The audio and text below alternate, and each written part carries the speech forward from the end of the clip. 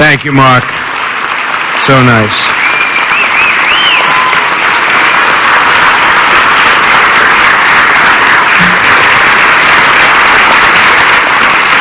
Thank you very much. Thank you.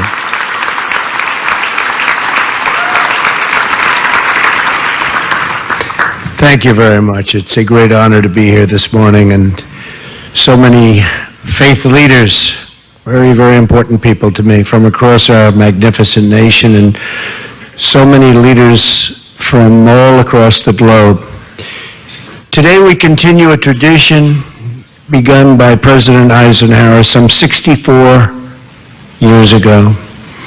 This gathering is a testament to the power of faith and is one of the great customs of our nation. And I hope to be here 7 more times with you.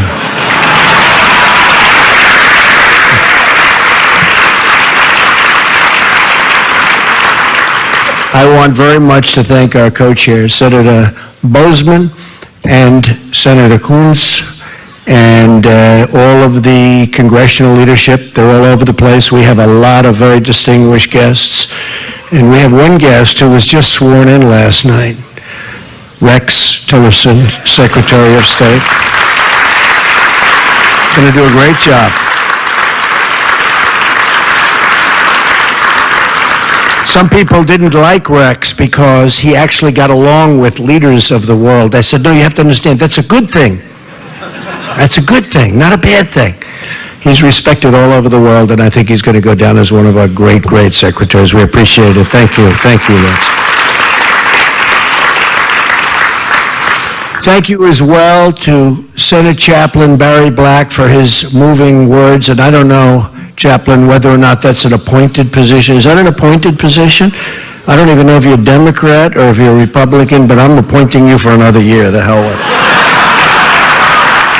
And I think it's not even my appointment. It's the Senate's appointment, but we'll talk to them. Your son is here. Your job is very, very secure, okay? Thank you, Barry. Appreciate it very much. I also want to thank my great friends, though. Roma. Where's Roma? Beautiful Roma Downey. The voice of an angel. She's got the voice. Every time I hear that voice is so beautiful. That everything is so beautiful about Roma, including her husband, because he's a special, special friend, Mark Burnett, for the wonderful introduction. So true. So true. I said to the agent, I'm sorry.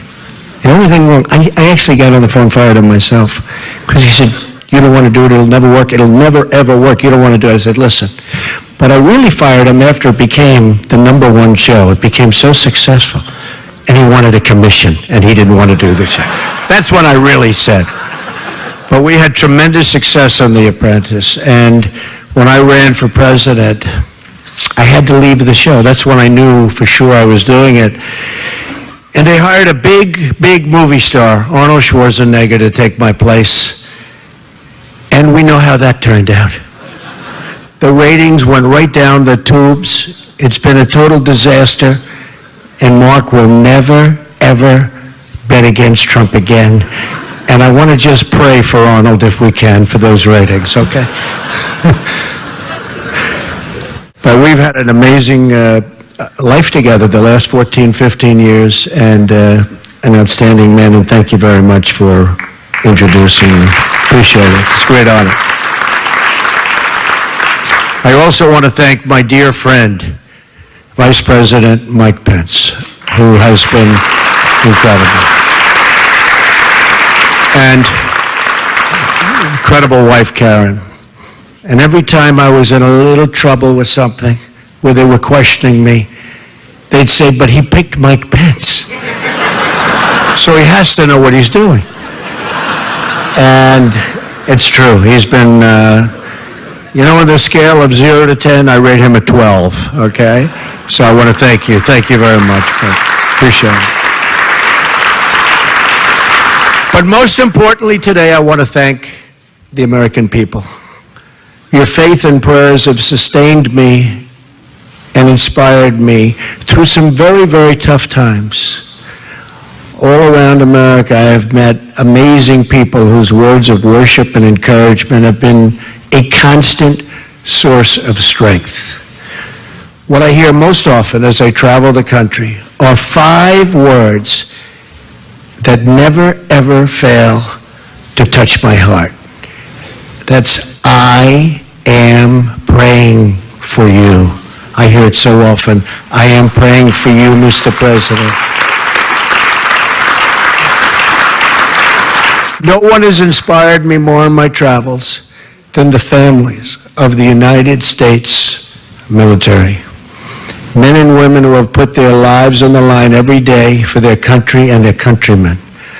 I just came back yesterday from Dover Air Force Base to join the family of Chief William Ryan Owens as America's fallen hero was returned home. Very, very sad, but very, very beautiful. Very, very beautiful. His family was there. Incredible family, loved him so much, so devastated. He was so devastated. But the ceremony was amazing. He died in defense of our nation. He gave his life in defense of our people. Our debt to him and our debt to his family is eternal and everlasting. Greater love hath no man than this, that a man lay down his life for his friends. We will never forget the men and women who wear the uniform. Believe me.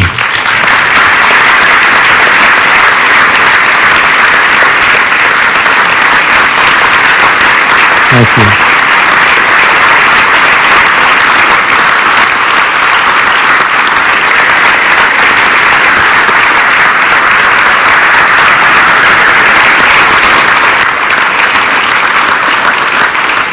From generation to generation, their vigilance has kept our liberty alive. Our freedom is won by their sacrifice, and our security has been earned with their sweat and blood and tears. God has blessed this land to give us such incredible heroes and patriots. They are very, very special, and we are going to take care of them.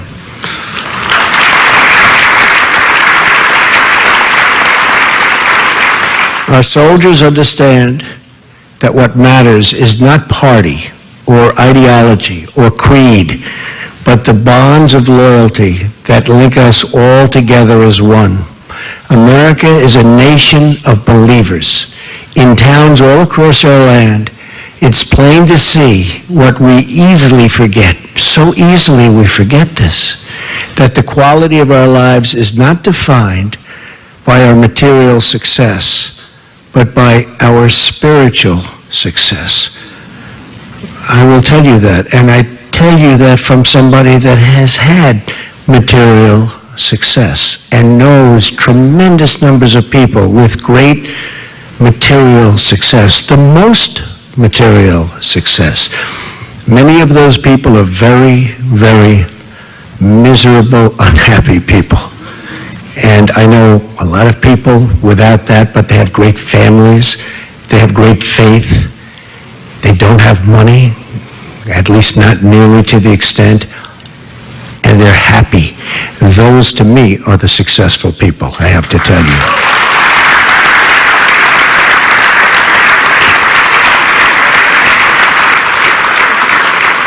I was blessed to be raised in a churched home. My mother and father taught me that to whom much is given, much is expected. I was sworn in on the very Bible from which my mother would teach us as young children. And that faith lives on in my heart every single day. The people in this room come from many, many backgrounds. You represent so many religions and so many views. But we are all united by our faith in our Creator and our firm knowledge that we are all equal in His eyes. We are not just flesh and bone and blood. We are human beings with souls. Our republic was formed on the basis that freedom is not a gift from government, but that freedom is a gift from God.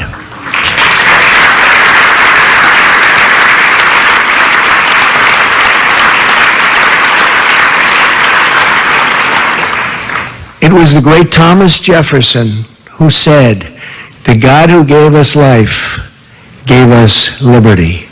Jefferson asked, "Can the liberties of a nation be secure when we have removed a conviction that these liberties are the gift of God?" Among those freedoms is the right to worship according to our own beliefs. That is why I will get rid of and totally destroy the Johnson Amendment and allow our representatives of faith to speak freely and without fear of retribution. I will do that, remember.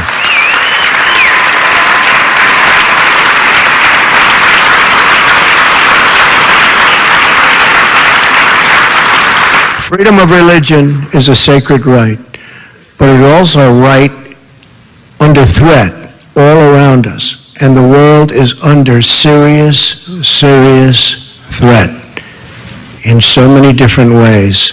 And I've never seen it so much and so openly as since I took the position of president. The world is in trouble, but we're going to straighten it out, okay? That's what I do. I fix things. We're going to straighten it out. Believe me, when you hear about the tough phone calls I'm having, don't worry about it. Just don't worry about it. They're tough. We have to be tough. It's time we're going to be a little tough, folks. We're taken advantage of by every nation in the world virtually. It's not going to happen anymore. It's not going to happen anymore. We have seen unimaginable violence carried out in the name of religion. Acts of wanton slaughter against religious minorities. Horrors at a scale that defy description. Terrorism is a fundamental threat to religious freedom.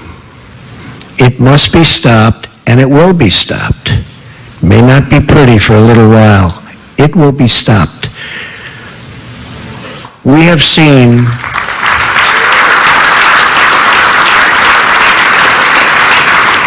and by the way, General, as you know, James Mad Dog, shouldn't say it in this room, Mattis. Now, there's a reason they call him Mad Dog Mattis. Never lost a battle, always wins them, and always wins them fast. He's our new Secretary of Defense. We'll be working with Rex. He's right now in South Korea, going to Japan, going some other spots. I'll tell you what, I've gotten to know him really well. He's the real deal. We have somebody who's the real deal working for us, and that's what we need. So you watch. You just watch. Things will be different. We have seen peace-loving Muslims brutalized, victimized, murdered, and oppressed by ISIS killers. We have seen threats of extermination against the Jewish people. We have seen a campaign of ISIS and genocide against Christians where they cut off heads. Not since the Middle Ages have we seen that. We haven't seen that. The cutting off of heads. Now they cut off the heads. They drown people in steel cages. Haven't seen this. Nobody's seen this for many, many years. All nations have a moral obligation to speak out against such violence. All nations have a duty to work together to confront it, and to confront it viciously if we have to. So I want to express clearly today to the American people that my administration will do everything in its power to defend and protect religious liberty in our land. America must forever remain a tolerant society where all faiths are respected and where all of our citizens can feel safe and secure. We have to feel safe and secure. In recent days, we have begun to take necessary action to achieve that goal. Our nation has the most generous immigration system in the world. But these are those, and there are those that would exploit that generosity to undermine the values that we hold so dear. We need security. There are those who would seek to enter our country for the purpose of spreading violence or oppressing other people based upon their faith or their lifestyle. Not right. We will not allow a beachhead of intolerance to spread in our nation. You look all over the world and you see what's happening. So in the coming days, we will develop a system to help ensure that those admitted into our country fully embrace our values of religious and personal liberty, and that they reject any form of oppression and discrimination. We want people to come into our nation, but we want people to love us and to love our values, not to hate us and to hate our values. We will be a safe country, we will be a free country, and we will be a country where all citizens can practice their beliefs without fear of hostility or fear of violence. America will flourish as long as our liberty, and in particular, our religious liberty, is allowed to flourish.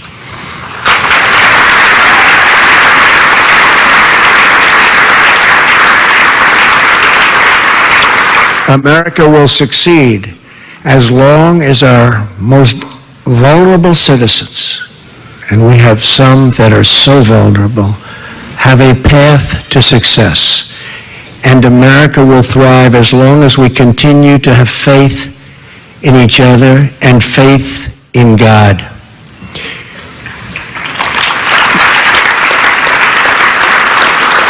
That faith in God has inspired men and women to sacrifice for the needy, to deploy to wars overseas, and to lock arms at home to ensure equal rights for every man, woman, and child in our land.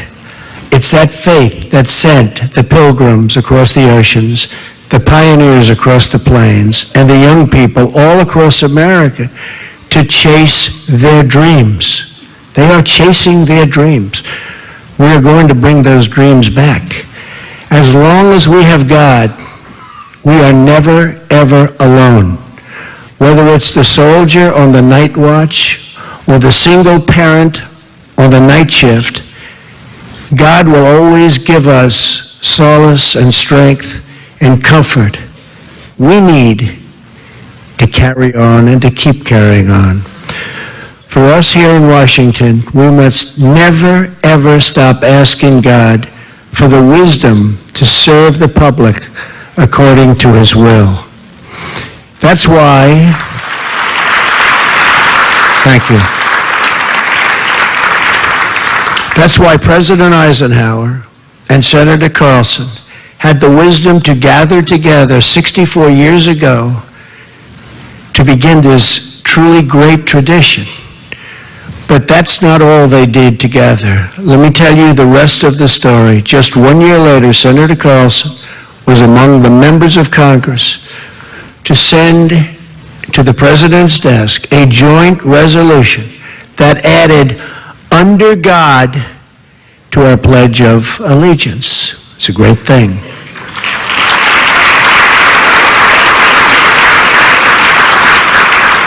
Because that's what we are. And that is what we will always be, and that is what our people want. One beautiful nation under God. Thank you, God bless you, and God bless America. Thank you very much. Thank you.